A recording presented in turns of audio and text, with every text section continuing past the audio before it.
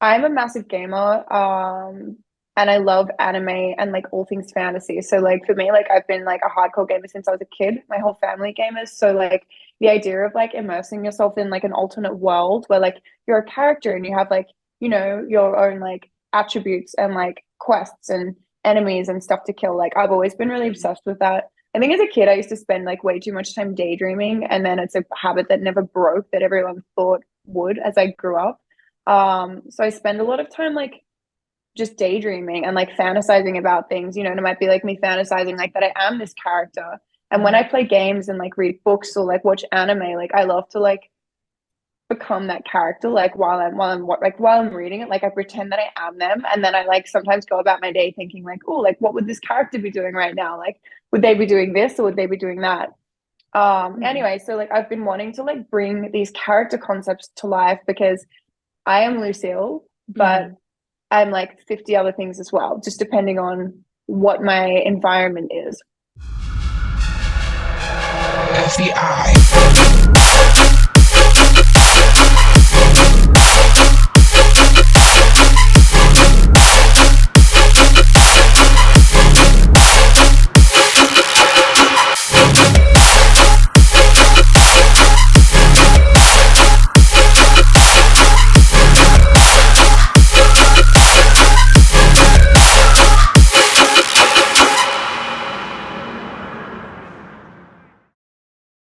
I feel like you could have your own like anime show. Right? Yessie and Chrissy. We could be like characters, like cartoon characters. Yeah. We could just be like random FBI girls. Yeah. Like we already are anyway. Well, you and I did not meet in Miami, but Chrissy was telling me that she met you, and like I'm sad that I didn't, but that's awesome. Yeah, we had an awesome little meet. We had a little hang. It was really fun. Was it just that one show you played, or what else did you do in Miami? I did Ultra and then I did the after party, which was at Mana Winwood, and that's where we met, right? Yeah. Yeah, that night was pretty crazy, to be honest. Like the production was good, everyone was in a good mood. Did you have fun that night? I had so much fun, and then I ended up going with my management team to 11, which is a strip club, Oh my gosh. like Yes. 5 in the morning. And then it got Word. even better because someone ordered like chicken nuggets. They weren't McDonald's, these were like bougie nuggets. Someone ordered like 100 pack or something of nuggets to the club, and I turn around and like I'm just chilling, like I wasn't having like a big night, and it was 5 a.m. and I was really hungry, and there's just a giant thing of nuggets in the middle of a strip club. I was like, this is living. This is the standard now. Word. Yeah, that's Nuggets in a strip amazing. club. Honestly, Yeah. like I might have to DoorDash myself nuggets next time I'm in the club. Yeah, I've never thought of that before, and it's literally genius. I'm like, out of all the times I've been sitting in a green room, like really hungry, even at my own shows, I sit there and I'm like, oh, I'm so hungry, and I'll go through like a jar of pickles or something that's on my rider. I could be ordering a pizza, even if I'm Literally. like at like a concert, like a show that I'm going to, like that has nothing to do with me. Like, why am I not ordering a pizza and just No, right. standing in the crowd with a giant box of pizza? Just handing Do it out, making new friends. do you think Yeah, they'd let that you would in with that actually. though, even if you're not playing? No way. Maybe I can order it and put it maybe like a medium pizza. I like a medium pizza and like put it under my hoodie and just Just back so like I put it have in like a your like purse. square. Yeah, or I need Yeah, like a giant handbag, like a giant that can fit Yeah. like a large pizza box. just say it's part of your outfit. It's a look, you know? Yeah, I feel like if I add some spikes onto it, they'd be like, yeah, that is a handbag. Oh I feel Yeah, yeah. like you like can get away with anything if you put some spikes on it. Or dude. you could be super sketch and have the DoorDash guy go in the back door. Like at the warehouse, I'm just thinking like drop a pin back where the green rooms were. There's got to be an exit back there that he could just drop the pizza off at. There's definitely a strategy that a genius artist out there has worked out and does this like every single time and orders like sushi and like nuggets and burgers and delicious stuff. And they've definitely nailed a routine. And we need to like the Dubstep FBI, you guys need to find out who Mhm. this person is and get their game plan off them. Yeah, we're hot on their trail. Oh Yeah, yeah. let me know. I will assist any way I can. You know what festivals need to do though? Like obviously they have all these food vendors at these festivals. It'd be cool if like as an artist, you can order a drone to pick up food from these Mhm. trailers and just deliver it to your green room, you know? That would be Instead of so awesome. instead of you like having to go into the crowd, walk through everyone, and potentially running into fans, stopping you to take pictures, which I'm not saying is bad, but sometimes there's instances where you just like want to go get food, then go back to your room, you know? Yeah, like I love walking through the crowd normally at shows because I think it's fun, and like then I get to go watch the show from like not backstage. Everyone thinks that backstage is the best spot to watch a show from, and No. it's not. It sounds like shit. You don't get to see the visuals. So I like walking around and like going on like I like to think of it like when I'm at a festival or like an event, like a big venue, like as like going off on side quests. But one A thing I side will say is quest. if someone is getting between me and I'm like heading to the food, like I have such a serious like hunger issue. Like the Yeah. demon comes out of me when I'm hungry, and I feel horrible for like anyone who gets in the way. If I'm like on the way and I know there's a pizza that's like 50 meters away that has my name on it and it's ready and the cheese is all melted and someone's Mhm. sitting there wanting to talk, I'm gonna be like, I will like plow through them. Especially if you're Yeah. wearing like platform boots or something and you're all dressed in Yeah, leather, you're just like, get out of yeah, my way. yeah. I take no responsibility for me when I'm hangry. I try to be an upstanding citizen the rest of the time, but like I just take no responsibility. So like just don't ever please get in my way when I'm really hungry. Any Oh other my time, gosh. come and say hello, chat to me, show me photos of your dog. Anything is okay. I All was right, just everyone. thinking You heard it here the first. yeah. The other night we went out, I think it was Friday, Yessie, or maybe Saturday. So we just came off of a 5-show run in 3 days. We did 3 shows last Friday night, a show Saturday night, and then a show Sunday night. And one of those nights I didn't eat dinner. I think it might have been Saturday night. And I just remember like being in the venue, being like, I am so freaking hungry right now, but I'm also super drunk and I really don't even care. And then the next morning I woke up and I was like, yeah, I'm super hungover. I probably should have eaten. That was Friday night, I remember. Oh my gosh. Yeah, bad Yeah, mistake.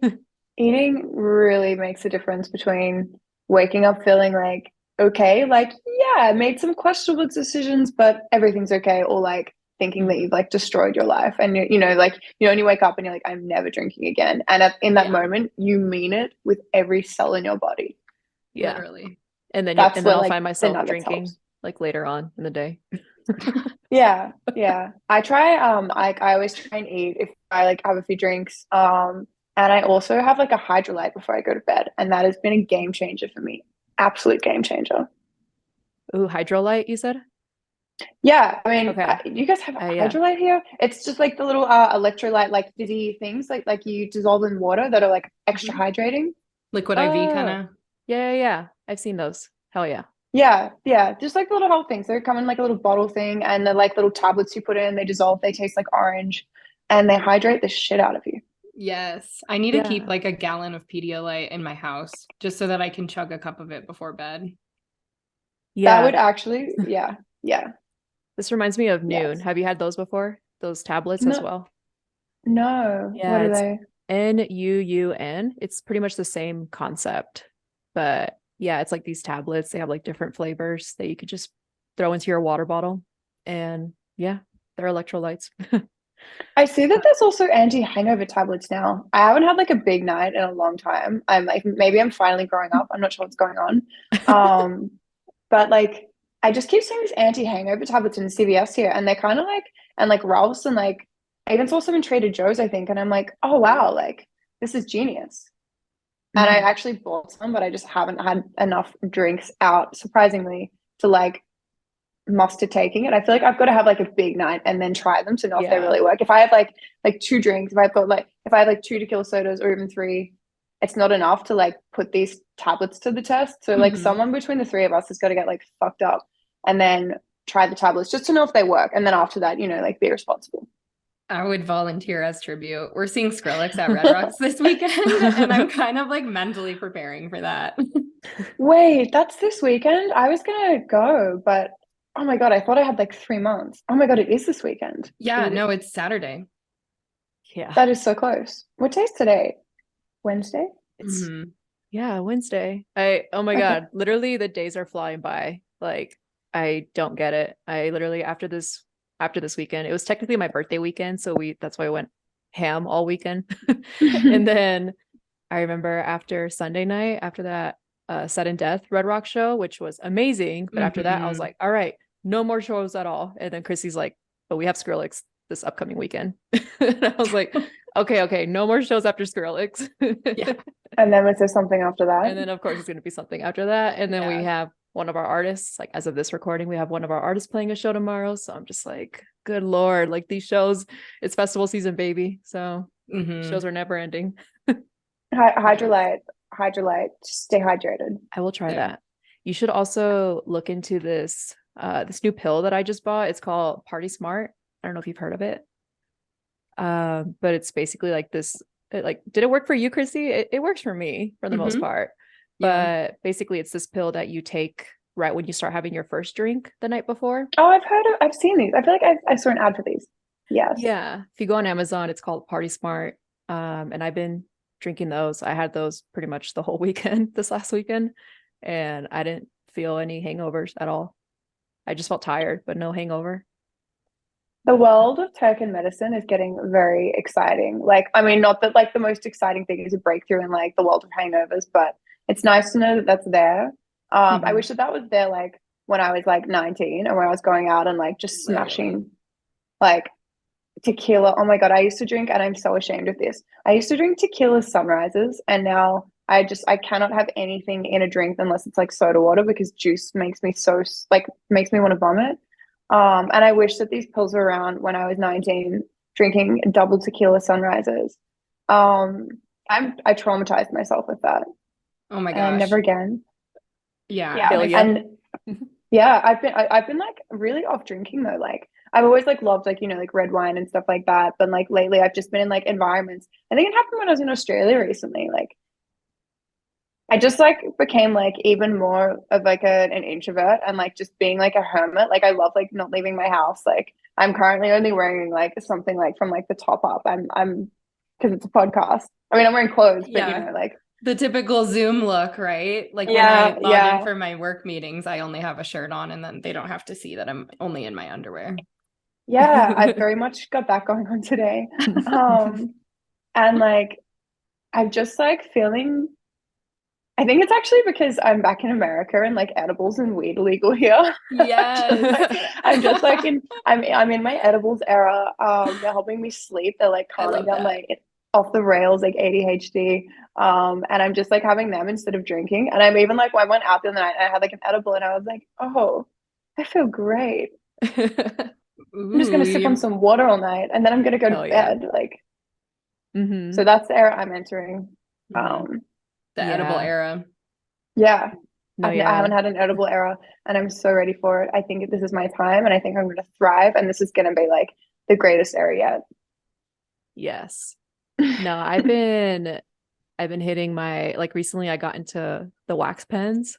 Like, yeah, I've hit them before, like if friends have them, but recently I got one myself and it really actually helps me fall asleep. Whereas Chrissy, on the other hand, weed wakes her up and keeps her up all night.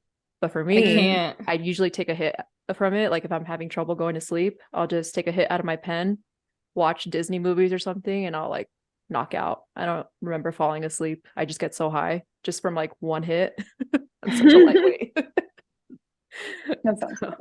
Wait, so Lucille, where are you tuning in from? I'm back at my place in LA. It's a bit of a mess behind me. We're kind of like starting to set up to move out. We move in a month. Okay. But yeah, I'm back at my LA place. Where are you moving to? I'm not sure yet. I could be moving to like I'm moving somewhere in LA, but I haven't decided what area. We have a ton of apartment inspections. It's just somewhere in LA that's going to be like convenient and nice. Yeah. Yeah, that's a great spot to be at, especially for cannabis, you know. Yeah, there's actually a dispensary across the road from me, which is how dangerous. I began. Yeah, it's how I began my edibles journey. And the girl knows me by first name. She comes in, she's like, "How did that sleep one go?" And I was like, "Great. What have you got for me today?" Yeah, really like hook fun. it up.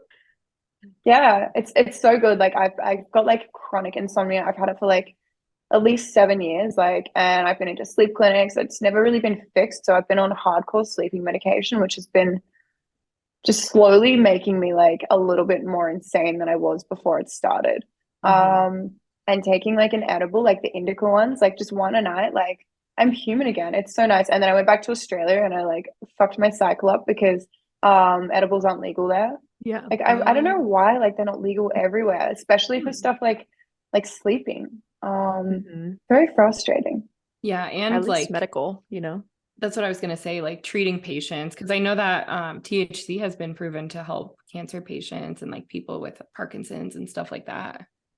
Yeah, and like the research there is all like it's getting better and better, and like the results are getting better. Like Australia is such a phenomenal country, and I love it so much. But I just wish that they would legalize like weed and edibles. That's like the But one mark they yeah, have on their record right now. that's like a pretty good mark to have in the scheme of things. Like, there's not Mhm. like no offense to America, but you know, we don't have like the Yeah. school shootings or any of Oh my that stuff. gosh, It's like yeah. we just don't have edibles. Yeah. Gotta Yeah, the smuggle only them in. downside. Yeah. I know. I would love to go out to Australia just to like check out like the hard dance scene, for example, Mhm. because Chrissy and I love hard dance and even just the dubstep scene out there in general. I feel like there's a pretty big scene out there, right? Would you say? Not for dubstep. No. Dubstep is a genre that never really took off in Australia. For certain, we have certain festivals, like there's one called Touch Base, which is a bass one, and they bring out dubstep acts. Like I think they just had Sudden Death, and Excision maybe the year before. But like overall, like there's a lot of really killer dubstep producers from Australia. Like Leo Tricks is a great one. Mhm. And we have this really cool underground community of dubstep producers, but dubstep like never really gets played in clubs, like ever.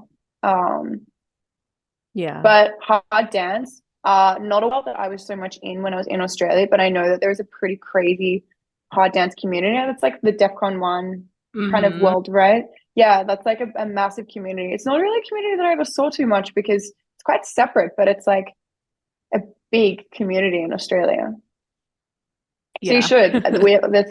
There's some crazy festivals and like hard dance and like hard style events there. Yeah. One of these days we'll make it out there. We'll Oh see. Yeah, you yeah. have to. No, absolutely. Yeah. Yessie and I are really big travelers. So it's cool to like talk to artists who are from other countries and then like got their start in America. How did you break into the American scene? Well, I've only been touring here for a year. I flew over for the first time to America 2019. I've been doing a lot of shows and like I've been touring a lot um of Asia and Australia, and I've been doing like my headline shows and I've been doing festivals and stuff, but like I knew that my main market like globally would be Mhm. America. Mhm. I wanted a manager and I was Yeah. like, I don't know anyone there, and like for me like I'm a bit intense to work with. Like I'm super involved in all my stuff. I'm like very heavy and specific with like my creative side of what I want to do. And I just wanted to like I face value for me is really important with people I work with. So I booked a flight and I went over there. I knew a few like people who like knew a few managers and stuff. So I kind of yeah, 2019, I booked a flight, I came over, messaged all these managers and management companies and was like, hey, I need to Mhm. be here. I'm great. I have lots of music. Let's work. Um, and everything got lined up. Very, very exciting stuff got lined Oh up. And then wow. COVID happened and I couldn't leave the country for 2 years. So last Yeah. year in April or May, I Mhm. moved over and yeah, it was good. We did some like really amazing festivals like Lollapalooza and like Mhm. Bonnaroo and Hot Summer and stuff. And we did some club shows, but we were super focused on the festival stuff. And I got to do some pretty crazy stuff. Like I did like a show in New York with Millennium, like a stadium show. Oh We did some yeah. really cool stuff. So yeah, so that was my like start in America. I've only been touring here for a year, but I feel like I've been around for longer here, but I haven't. It's Mhm. just because I think like my team's American and like a lot of artists that I work with are American, so it kind of felt like I was here. Yeah, that's interesting that you mentioned last April because I actually discovered you about a year ago when you released your Patient X EP. And I just remember like seeing the art and like the photo shoot that you did for that. And I was like, who is this baddie? Like, and then I Same. automatically just started following you and like looking into all of your stuff. And I just think it's super cool how you have like this aesthetic and you have like this narrative where you're embracing chaos and all of that kind of stuff. So I'm just curious, like, how did you first come up with that? Um, I'm a massive gamer, and I love anime and like all things fantasy. So like for me, like I've been like a hardcore gamer since I was a kid. My whole family gamers. So like the idea of like immersing yourself in like an alternate world where like you're a character and you have like you know, your own like attributes and like quests and enemies and stuff to kill. Like I've always been really obsessed with that. I think as a kid I used to spend like way too much time daydreaming, and then it's a habit that never broke that everyone thought would as I grew up. So I spend a lot of time like just daydreaming and like fantasizing about things, you know, and it might be like me fantasizing like that I am this character. And when I play games and like read books or like watch anime, like I love to like become that character like while I'm reading it, like I pretend that I am them, and then I like sometimes go about my day thinking like, oh, like what would this character be doing right now, like would they be doing this or would they be doing that. Anyway, so like I've been wanting to like bring these character concepts to life because I am Lucille, but I'm like 50 other things as well, just depending on what my environment is. And Patient X was the first of many characters. She was kind of inspired a bit out of like my love for games like Resident Evil and stuff. But yeah, like that was just like this character that I built. I wanted to be like empowering. I wanted her to be like in your face, and I wanted people to like look at it and be like, oh, whoa, okay. Yeah. I wanted it to be like provoking, because this was my like fuck you, and like this is what I'm doing. This is what I am as a woman and as an artist, to like the industry and the world, and to everyone who had like ever told me that like I'm not going to make it, or like I'm doing this wrong, or I can't do that because I'm a woman. Like I have to dress a certain way, I have to talk a certain way online. And I was like, this is bullshit. I'm going to create a character to like just put all of my anger and rage into and just play it out. So that's why there are a lot of weapons. I mean, I'm a huge lover of weapons, but like that's why she had weapons and stuff. This was like, this is my outlet for like fighting back against all of the bullshit. I love that. So is there like a video game in particular, or any collection of video games that gave you this sort of inspiration? Patient X specifically, kind of something like Resident Evil, I would say. More so the movie actually than the game, with Mila Jovovich, where she was kind of like this person who was like high tech security working for this lab, and then they had a zombie breakout, and she kind of was secretly taking them down. I was kind of thinking of Resident Evil and Doom. I'm a huge lover of like the lore of the Doom games, and like first person shooter style stuff. So like it's something that I definitely want to continue to bring into my music. And like I'd actually really love to put myself more into gaming world, like whether it's like writing songs with stuff, or like I don't know, like even like creating some kind of game in the future. That would be really fun. Ooh, that'd be sick. Yeah. I haven't seen any of your shows live, if I'm being honest. So like I don't know what your visuals look like, but it'd be kind of cool to make it look like people are in a video game or something, you know, or like yeah. At the moment, my visuals is mostly like it's a lot of the Patient X video stuff that I did. So it's like me holding like a giant sword or like a gag or a whip. And it's just me like, you know, covered in blood, and then me holding a sword and kind of fun stuff like that. Yeah, I love like that whole press shoot that you did. Like I remember when I received that press kit from some of your press team at the time, like I was just like same with like Chrissy said, I was like, these are so badass, like who the hell is this, and like I need to listen to her music now. Like yeah, so ever since then we've been investigating you, and now we finally made this happen. Yeah, well, what are the conclusions that you've come to with your investigation? That you're a freaking alpha and that you're living in 2030. And you're a tequila girl. Yes, we'll actually, get along we just are fine. too.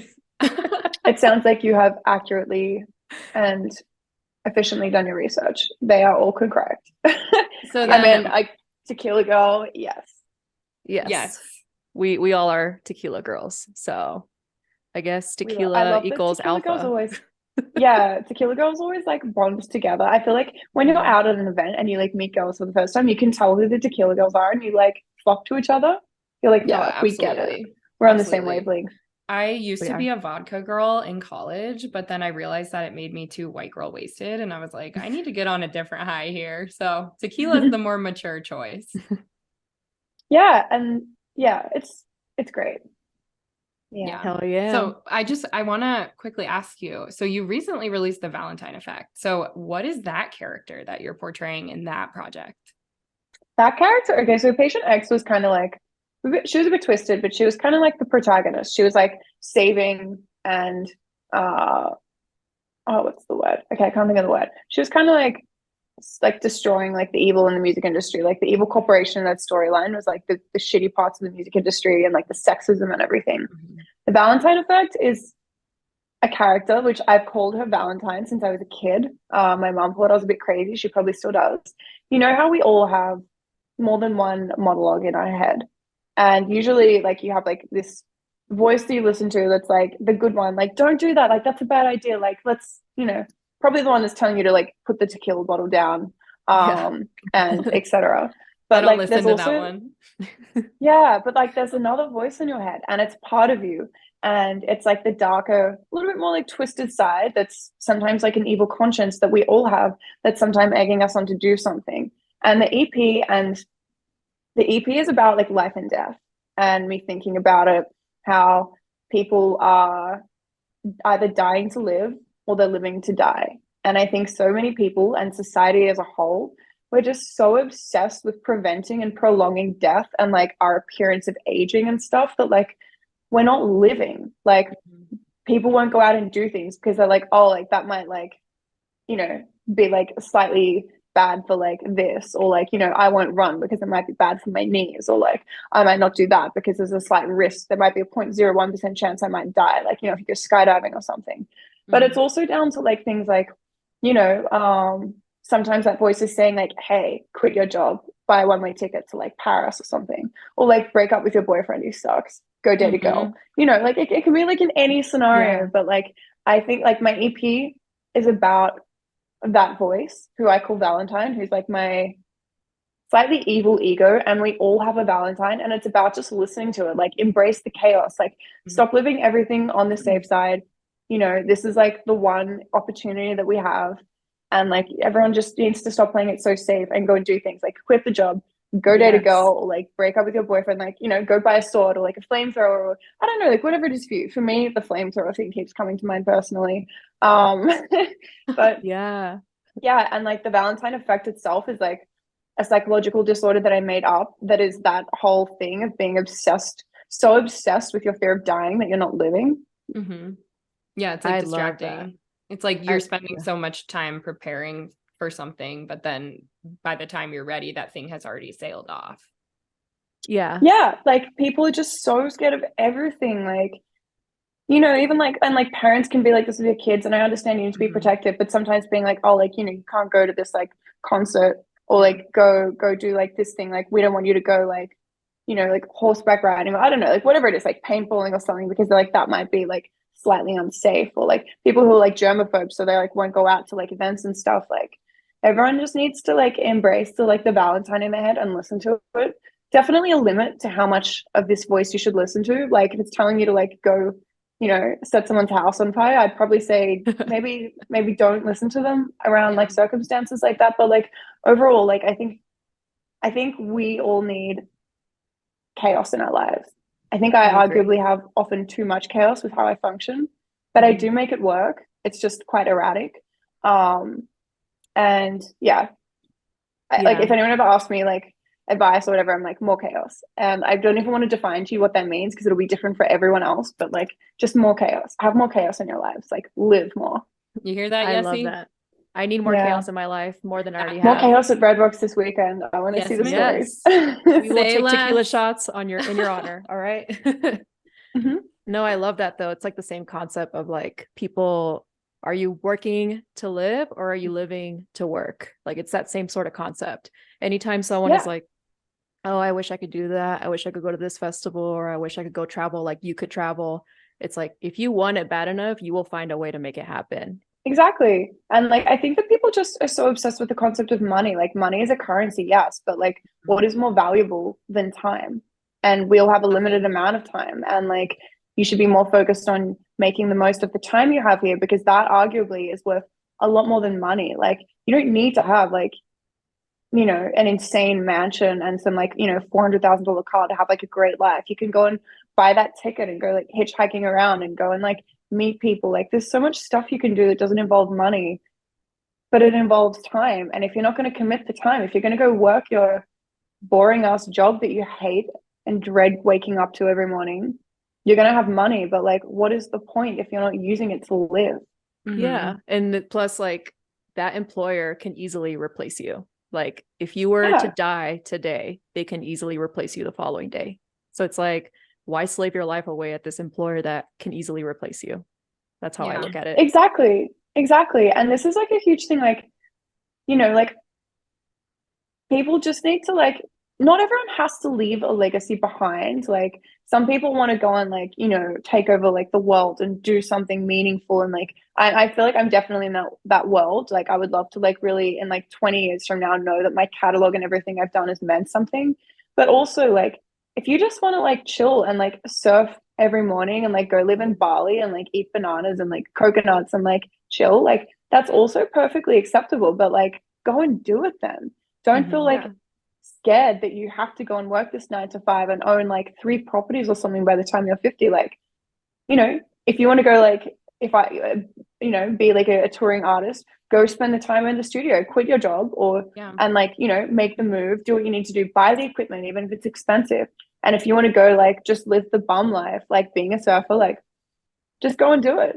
Yeah. Just, I have just a similar story. Go and do it. So my mom and I, we had a trip. So we traveled to Europe back in 2019 together, and it was so amazing that we were going to do another trip in 2020. And of course, like everything got canceled in 2020. So we're finally about to go back to Europe next month. And a couple months ago, like when we were booking it and planning it, she was like, oh, like, I really think that we should only go for 2 weeks. Like, I don't know if we should take that much time off work. And I was like, Mom, I will literally drop everything tomorrow and go anywhere in the world with you that you want. Like, I don't care what my job says.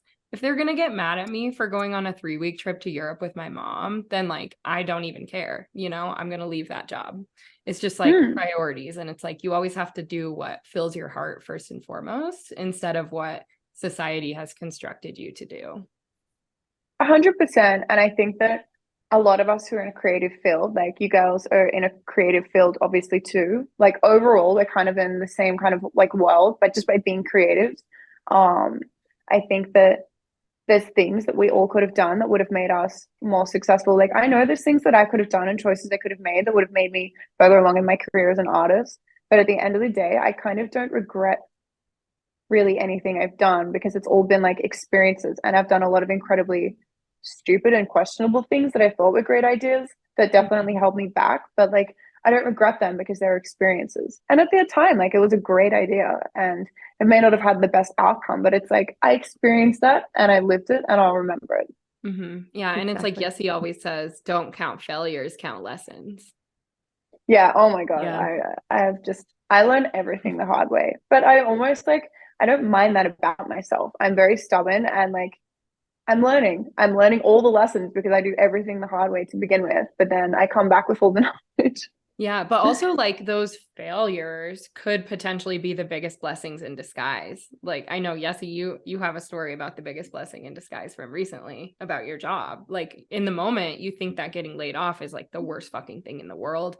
And it seems like that, but then the dust settles and you're like, wow, I would not be here today, 6 months later in this amazing position that I am if I didn't go through that. Cheers to that. Yeah, Where's my cheers drink? to that. Bottoms up. I haven't gone to the gym yet, so props to you, Chrissy. I'm gonna have to go to the gym after this. Oh.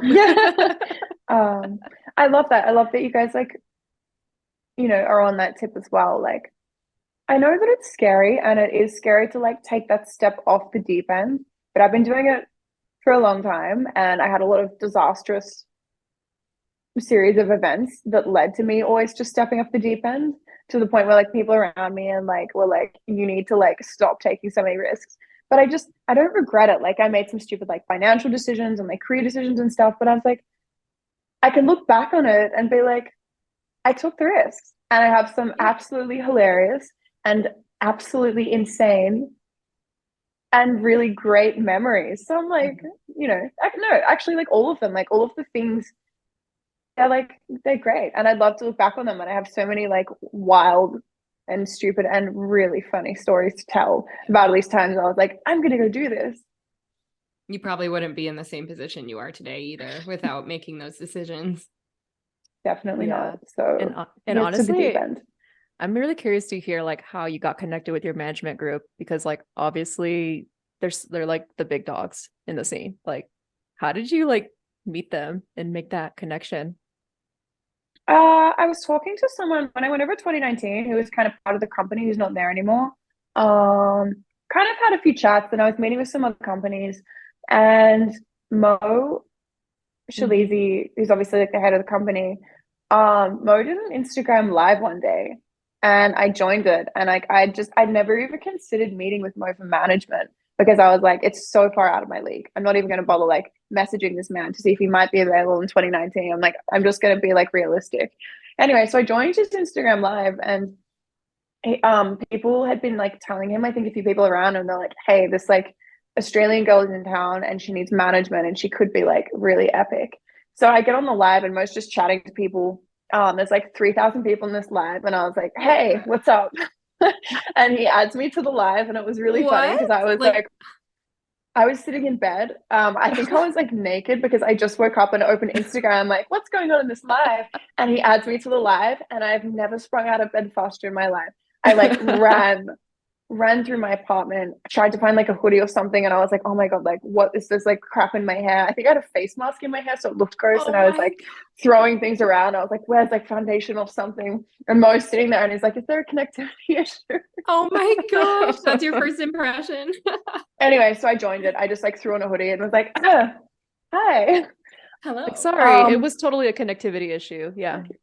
Yeah, I told him this story afterwards, and he thought it was so funny, and he was like, yeah, that was really weird. And I was like, yeah, well, I was in bed. I wasn't expecting that. Anyway, we like spoke for a few minutes, and then he messaged me afterwards asking to send some demos. And I was with the company. We parted ways temporarily for a minute. Just kind of shifting around teams and stuff. Always really loved all of them. And the guy now who I work with closely, I work with Mo, but I mainly work with Stephen Pale. He merged his company with Shalizi Group, and they called me and were like, hey, we've like got the person. And I got on a call with Stephen. And as like you kind of do with any manager, you kind of like ask a few questions to kind of gauge it, if they'll be like the right fit. And I had a pretty extreme idea. And in like 30 seconds of this call with Stephen, I was telling him like, what if I want to like walk out on stage with like a sprinkler covered in blood? I was just trying to throw something really erratic at him, and Stephen just turned around and he was like, yeah, I know a guy. I know a guy. Yeah, he said it so calmly. There wasn't any like, Lucille, that's too much. I know a few meetings I'd had over the last year when I'd mentioned stuff like that, they were like, no blood, no, let's just turn it down and have some like play it safe. Flowers or something. And then Stephen was like, yeah, and like, you know, on one of the Getter tours, like we had him like a rib cage with blood and stuff on the stage that he like walked out of, and I was like, this is my guy. Yeah, like fuck yeah. This is my guy. He's talking about like breaking out of a rib cage or something like that, like a stage build that had like a rib cage on it, and I was just like, this is it. I can't believe it. Hell yeah. So that's the story. It's kind of a funny story. And it's been like absolutely phenomenal. Like, I don't know what other companies are like, but everyone at TSG are like a family. Like, it's every single person. Like, I talk to like the merch guys, like the YouTube specialists, like they're all really good friends of mine.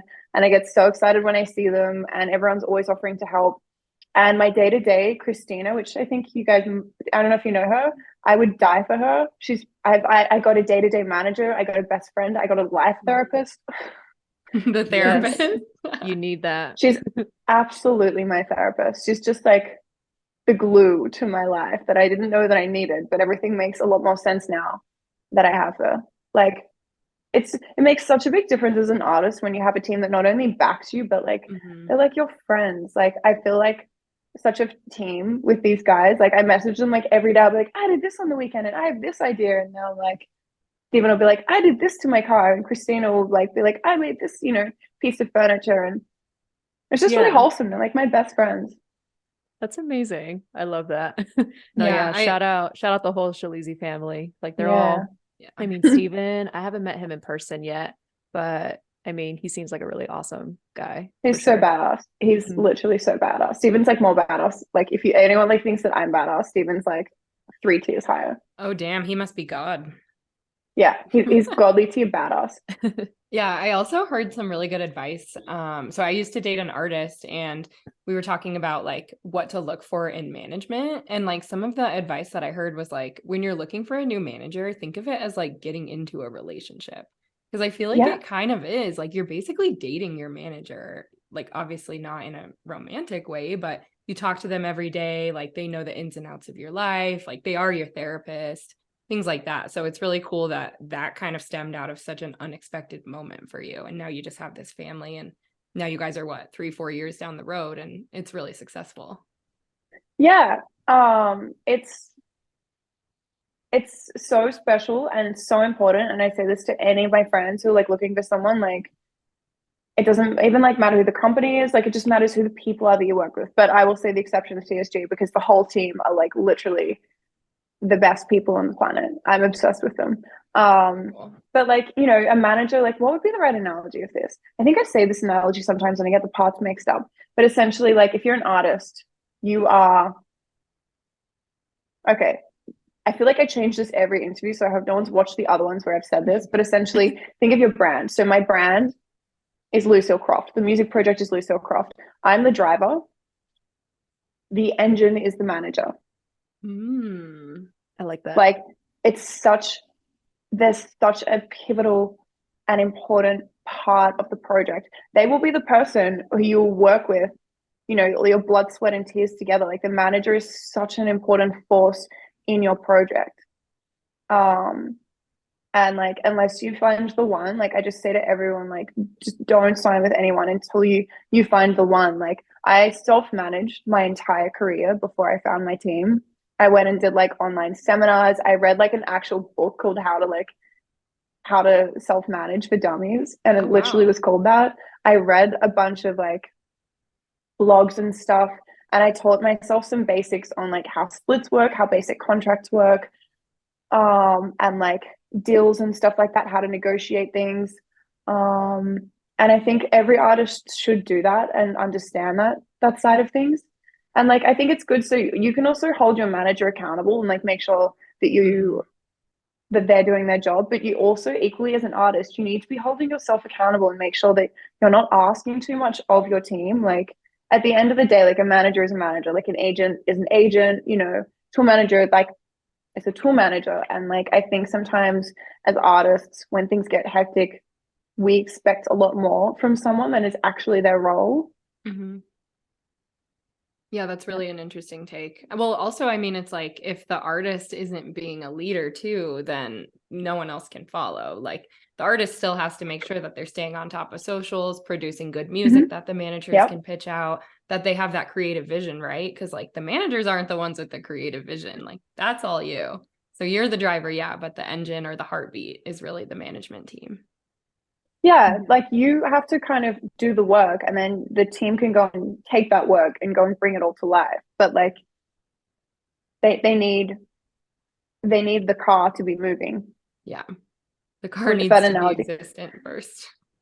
Yeah, I'm curious to hear your take on this real quick. Like, when do you think is a good time for an artist to seek management? Or do you think, you know, there's a right time for artists to get management? I would say when artists have kind of figured out what they are, like you can get a management like really early on in your career, depending on what it is and like how big you are or like what your connections and stuff are. I mean that in the sense, like if you're someone who's an established artist, then you're doing like a new side project or something, you can obviously go and get someone. But like if you're like a brand new artist, like super small, like no social media following or like a low social media following, I would say don't go to managers and pitch yourself until you know what you are and what you're pitching. Like so many artists like to say, oh, like I'm not a brand, I'm an artist. And it's like, no, you pay taxes. You're a registered company, you're a brand, which is why you need to consider like marketing and creative for everything you do, like tours, releases, everything. You are a business entity. There's no denying that. You can still be the creative and make cool music and be artistic, but like don't deny that you're a business. And I think for artists who think about that, like you need to know what your brand is, what your concept is, what you want to do, like what do you want to achieve? Do you want to go, you know, tour the world and do like Red Rocks and Brooklyn Mirage? Do you want to get into doing like movie scoring? Do you want to like what do you want to do? And I think that's the most important thing. Like people message me all the time, and even a lot of my friends who are doing new projects and stuff, they like reach out to me and be like, "Oh, you know, like, do you have a manager recommendation or something?" But I just say to them, like, you can't go to a manager if you don't know what you're giving them. Like, have like Yeah. your music ready, your direction ready, like your creative and what your brand is and what you want to do. Ultimately, that's what makes you stand out too, right? Because like that tells the story over time. If you have artwork that kind of has a similar theme for each release, and then your tour announcement has a theme as well that fits within your brand, I feel like it all just kind of piles up and it just makes you into like this big brand that's unstoppable because you have a story and a unique identity. Yeah, like you just need to have a cohesive vision for the brand. It's the same thing. Like I have a fashion label and like I've done branding for other stuff. Like if you're launching a clothing label or if you're launching a company, you make a brand plan. You do like customer research. You think about your logo and like this is why I love doing creative direction and stuff because I can apply it all to like music stuff as well from like my background. Like if you're making a logo and like the visuals, like the website and stuff, the font you use, like the size of the font, where you put the logo and like even the colors you use all mean something in the world of like marketing and branding psychology. Like colors mean something to people when they see them, and you should be adapting that to your brand as an artist or if you're a clothing label or like a tech company. And like, you know, like I think carefully about the colors I use for each thing and like the fonts and stuff. And like maybe a lot of people like wouldn't notice or it wouldn't mean anything to them, but like I've put very serious thought and researched what that color means, or I've looked at that font and realized like what that represents, like whether I'm using, you know, like some like italic handwritten looking font or something that's like bold or something that's like looking like metal, like death metal, like it all Yeah. means something and it will adapt thoughts, you know, to the viewer and then the listener. Yeah. I do brand management for an engineering and science university here. So I maintain their graphic standards guide and make sure that like the logo is applied correctly and that the fonts and the colors are all correct. And Yes, music to my ears. yeah, no, that all matters. And like one example that I have just to put it in terms of what people who are listening could understand is like, remember that curls font in Microsoft Word or like Comic Sans or something? If you use that on a show flyer, I feel like no one's going to take that flyer seriously. Whereas if you use like a sans serif that's really modern looking and you have it treated in like a bold and a regular weight paired together, I feel like it just does so much more for the look and the tone that you're trying to give off. Even if people see it and they're not like, oh, that's Comic Sans, I don't like it. They'll see it and they'll subconsciously register it. But it's all super important at the end of the day. Like you said, it just comes down to the tone of the piece. Yeah. Yeah, I just think branding is so important. And that's why I do creative direction for other artists because, like, I mean, in this day and age, it is really frustrating being an artist because you are an artist, you're a creative director, you are a graphic designer, you put together your visualizers, you're a videographer, you're a social media manager, you're a marketing expert. Like, you're your own lawyer sometimes when you're like trying to read over contracts and stuff before you have a team. It's a lot. Like, you know, you're expected to be like posting TikToks and stuff every day and then writing like all these new songs and then getting on the road and touring, posting Instagram content, being funny on Twitter, like Yeah. And then I not feel like joking on we're Twitter to the point where you get canceled. Oh God. yeah, there's definitely a line. And you've just got to kind of like have it all. I've totally forgot what I was saying. You got to wear many hats, but then Yeah. also like you have to understand what each hat entails before you can have other people wear those hats for you. Yes, that's right. And like I was saying before, like you need to like respect that like when you get a manager, your managers, I mean, some managers are really creative and they help drive the project, but it's not their job. Like you can't expect your manager to be the creative director. And then you can't expect your manager to be like reading over these really serious contracts. Like they can try and do it, but the expectation shouldn't be on them. Like if they're reading like, you know, like an album deal with a major label, like they might make mistakes on that. So go pay a lawyer or like don't expect them of it. If you're wanting to do like 3 music videos for like, you know, an album release or an EP, you can't expect your manager to want to write scripts for them, find the people and then direct them all. I mean, if they want to, like sure, but you know, just like figuring out what you are as an artist, and as you grow your project, you can then go and hire people. Like that's what artists who are on like bigger tiers do. They bring in teams so that they can go back to being the artist. When you're starting out, you've got to kind of like raw dog it at all. Raw dog. Raw dog, Yeah, baby. you do. You've got to figure it out. Like you have no idea what you're doing. You'll be like, creating like a music video on your iPhone, finding visualizers on the internet. And then as you grow, you like bring in people. So like, I've been brought in for teams to like creative direct them so that they don't have to worry about stuff like that. I'd make like their artworks for them, I style them for shows, do like their press shots, do like the music video, like curation. And then you hire like a marketing person, and like, a lot of artists now have like a TikTok specialist. So they don't have to spend hours a day trying to figure out what the hell to post on there and like edit it. True. And I guess you just kind of scale like you would like any company. As you get bigger, like you bring in more people.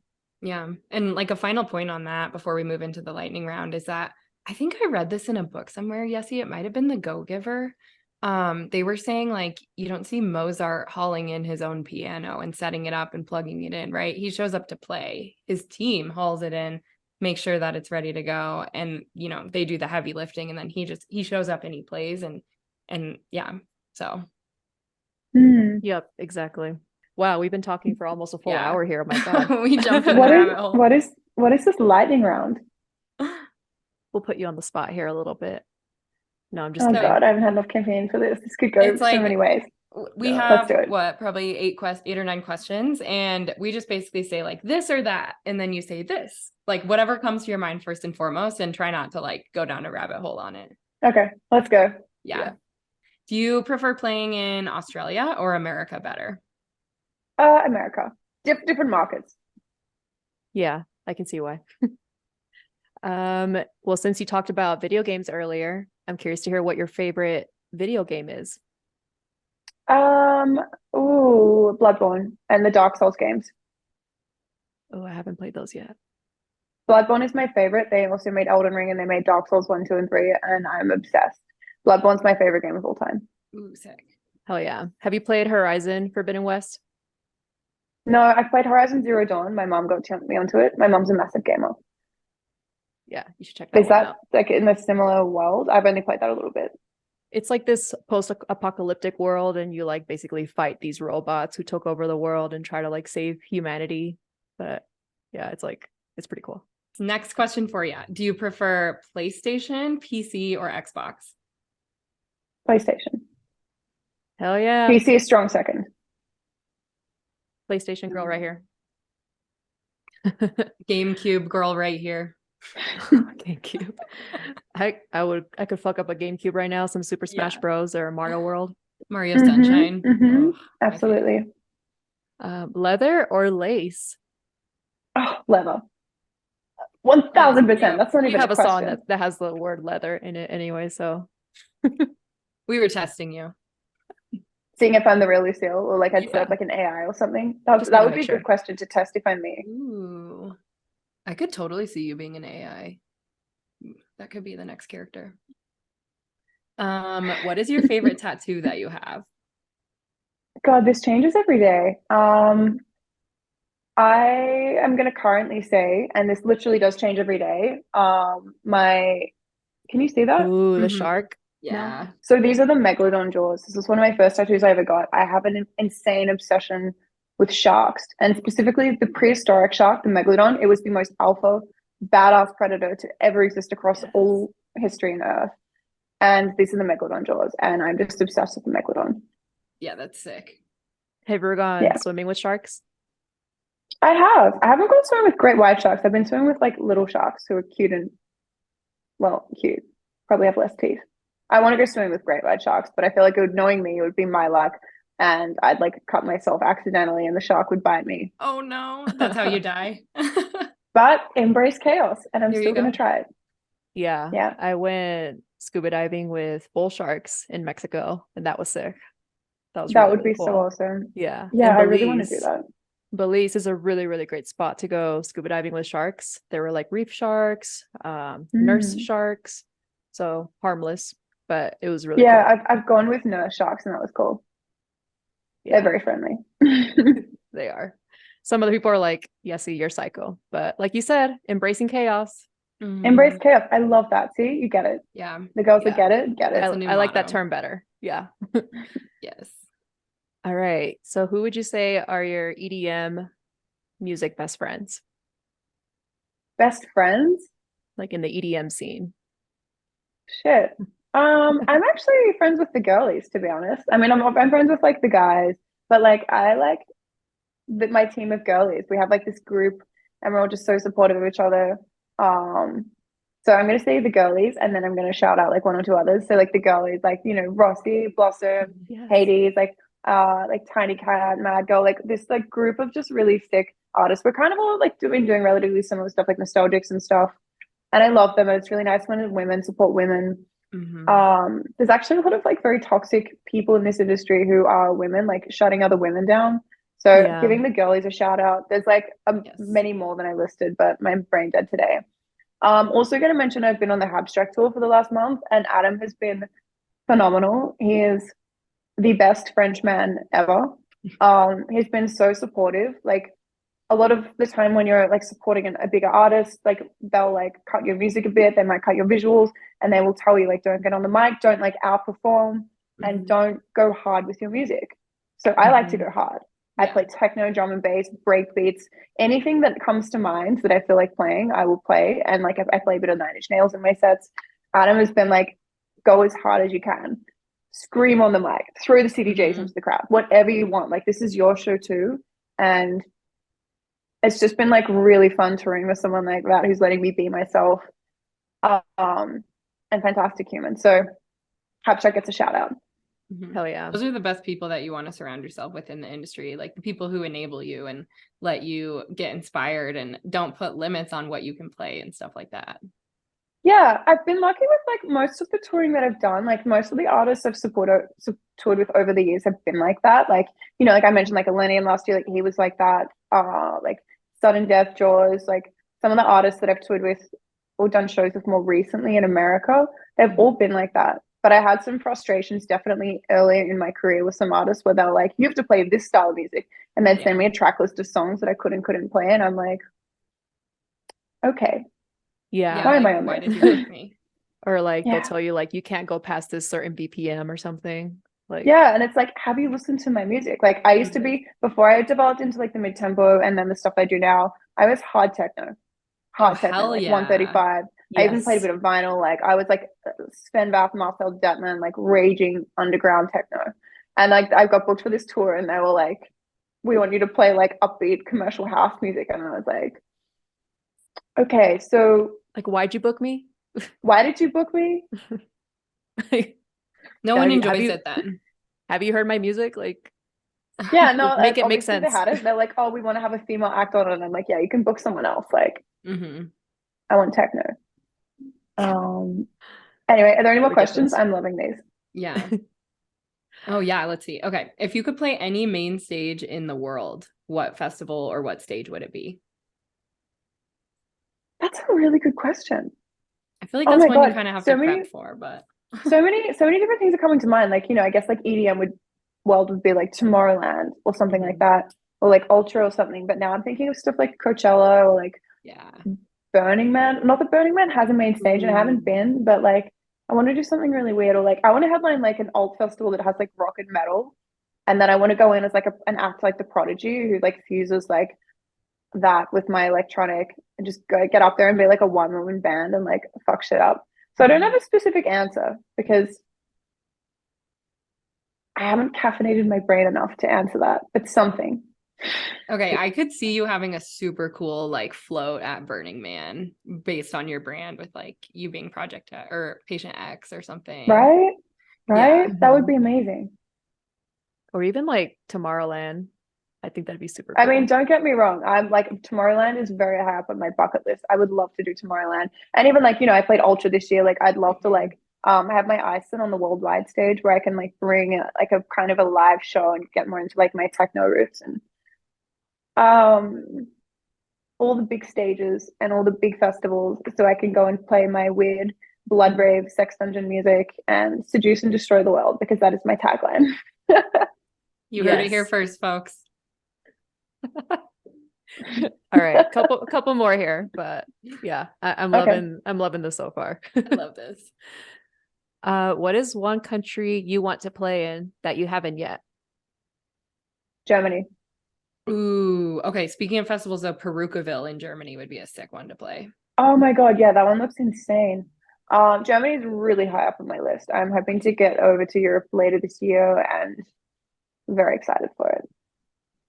Ooh, Yes, Boots House Europe would be sick tour. too, you know? Mm-hmm. Yeah, That pyro that like shoots off from the ceiling. Like, have you seen that? That right? shit's crazy. I'm like, what the hell?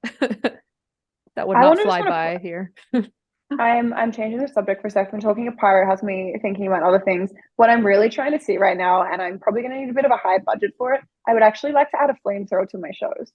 So like Okay, instead yeah, the of me like flamethrower. just having like the pyro go off, I want to be holding it and like not roasting the crowd, but I want to be like shooting fire like over them. Like you know who is one of my biggest inspirations? Ramstein. Oh wow. Wow. Ramstein. Mm-hmm. However the hell you say it. I'm obsessed. Like the singer used to have this giant dick, and they've kind of made it like less of a dick now because it's 2023, and like I think it was a bit upsetting to some people. But they toured with this giant, and I mean giant dick that he'd ride like a rodeo, and it would shoot confetti and like Oh or like wow. foam stuff as like come onto the crowd. No But way. I'm telling you, like look it up on YouTube. It's one of the coolest things, and I see it on Google. Pussy. It's like yeah. he's just shooting stuff out of a gigantic like cock or something. I don't know. Yeah, and he'd ride it and it would just shoot foam over the crowd on the drop, and it was just Yeah. like that's the level of production I want. Like he has like something that looks like I swear he's got like army level tech in his production. I swear he has like mini like rocket launchers and shit. Like it's so insane, and that's exactly what I want. He definitely has a flamethrower. He's got multiple Yeah. flamethrowers. I could see I think he you has like a holding this jetpack. flamethrower and just Yeah, doing that. Yeah. yeah. So that's the goal: flamethrowers. That's sick That as kind of fuck. reminds me of these this Australian hard dance group. They go by GPF. I don't know if you've heard of them, but they're insane. They're way out of pocket. It's called like greasy pussy fuckers, basically. And they'll blow up a bunch of dick inflatables and they'll throw them in the crowd during their sets. And everyone's just like holding up dick inflatables in the crowd. And they're like And it's like up ginormous. tempo. Yeah, It's it's like like crazy crazy up up tempo. tempo. Yeah. That is wild. It's really cool. It's pretty hilarious. But that's like their gimmick, you know. That would Anyways. be something to see for sure. Yeah. Mm-hmm. Okay, we have two more questions for you. What is your most embarrassing moment that has happened on stage? Probably when I was wearing these platform boots that were given to me by a brand, and they were like samples because they hadn't been released yet. I was so excited. I was obsessed with these boots. I was playing a show in Sydney, and I was like jumping and like dancing around. This show was going unbelievable. It was like one of the best gigs ever that I played at this point in my life. And I jumped, and it turns out the platform shoes that they sent me were faulty. So it snapped off, and I rolled my ankle mid set. And I'd had a few drinks, and I got up, and I was like, I got the mic, and I'm like, I think I just broke my ankle. And the crowd were like, yeah. So I was like, okay, I'll keep going. And I was on like one foot, and my ankle started swelling up.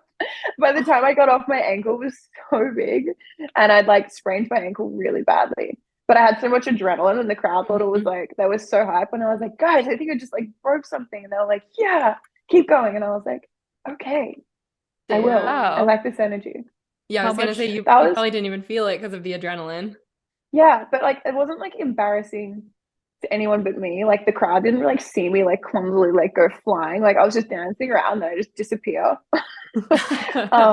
The sound guy next to me witnessed the whole thing and he like fell out of his chair laughing after he realized I was okay. Um, and Oh wow. that is a very embarrassing thing, but very funny. That's a good memory right Yeah. there. Not the best look Yeah, for the I was in a moon brand, boot for like but 7 weeks.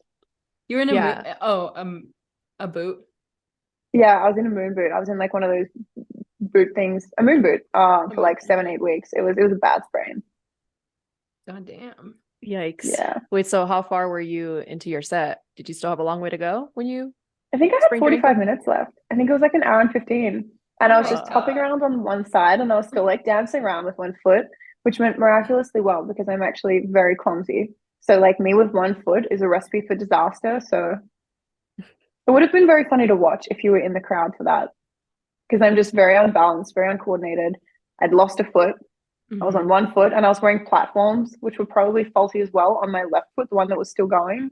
And it just could have like, it could have happened again. And it just would have been really fun if you were watching it, because I was probably like dancing around and like not overly balanced. But it was a great time and it was a great show. Yeah, you probably looked The like you next had morning one too was many horrible.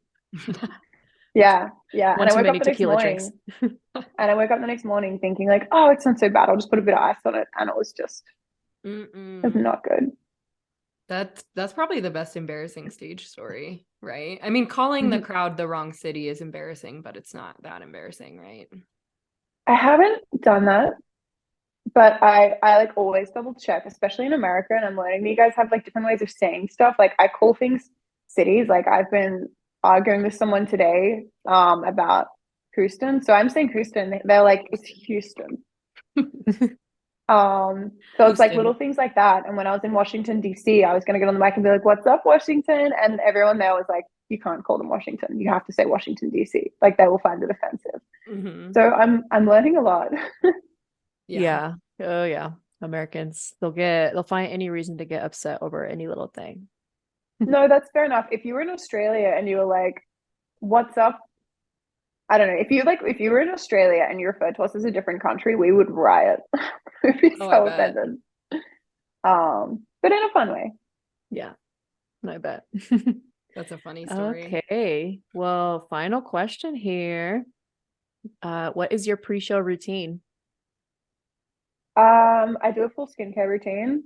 I listen to I like to at the moment I'm listening to Apex Twin. Depending on what the show is and what my mood is, I find the right artist and I listen to them for like 2 hours. Get myself in the mood, get myself in the character, and sometimes I need to listen to different artists to become Lucille Croft for the night. I do a full skincare routine. I like put on like my little like sheet mask. I do some yoga. And then I go into the venue and I do like 1 or 2 tequila shots. Usually I won't like drink after that, but I'll go in, get amped up, and I'll like eat a bunch of pickles because pickles are now on my rider and I'm obsessed with pickles. I had no obsession with pickles until I moved to America. Pickles aren't like exciting in Australia, and here they're really exciting. We have so I like go there 50 and I different smash them. kinds. Yeah. So I've like got like 4 jars of pickles in my fridge at any given time. So I go and smash some pickles, do my skincare, have some tequila, and I get up and I'm like, yeah, let's go. Let's rage. Oh yeah.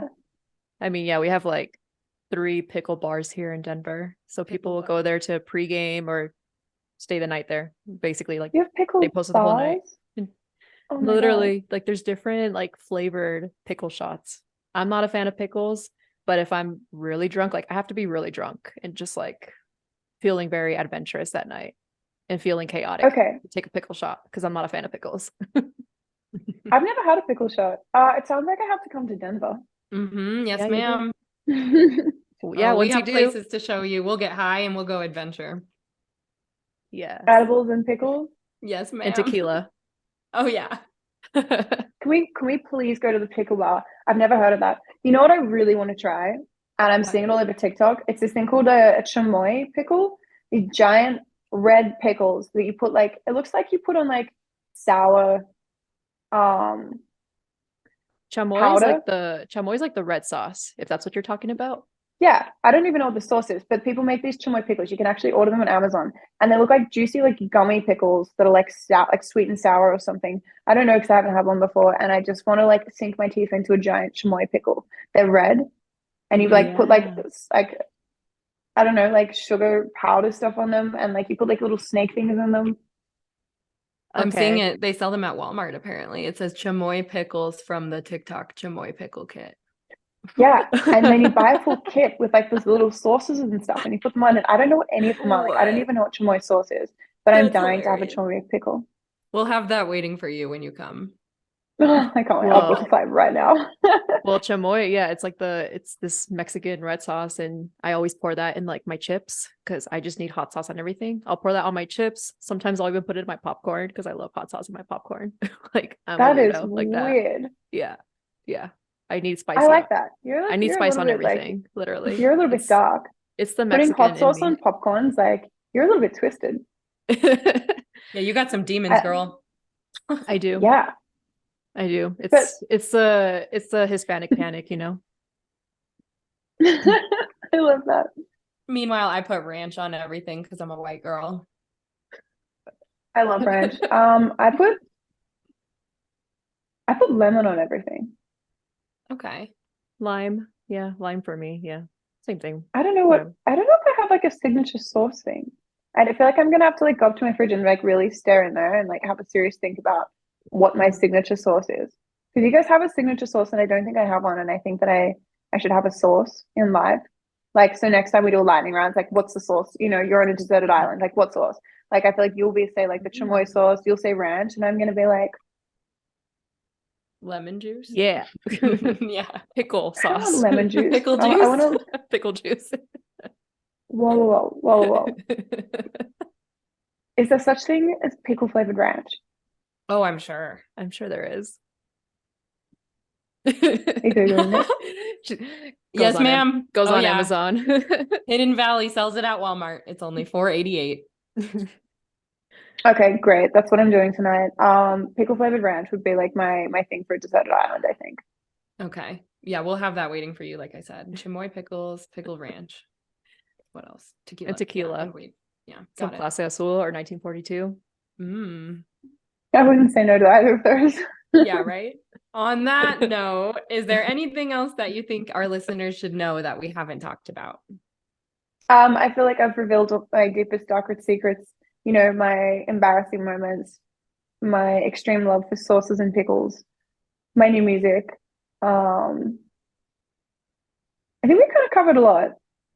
We did. Yeah. An Yeah. hour and 15 minutes. Goddamn. That was fun though. That was a great conversation, I feel Yeah. like. Yeah, thank you so much for being our guest. You're welcome. This was so much fun. Yes. Like Chrissy said, you know, we discovered you when you dropped your Patient X project. So I remember I reached out to Steven about a year ago after that whole Patient X project dropped to try to get you on a podcast. And I was like, one day we will get her on this podcast and we'll just shoot the shit. We just had to meet. And we made it Yeah. happen and talked about pickles and tequila. Hell yeah. Yes. I'm gonna go upstairs and actually go eat some pickles as soon as we get off this call.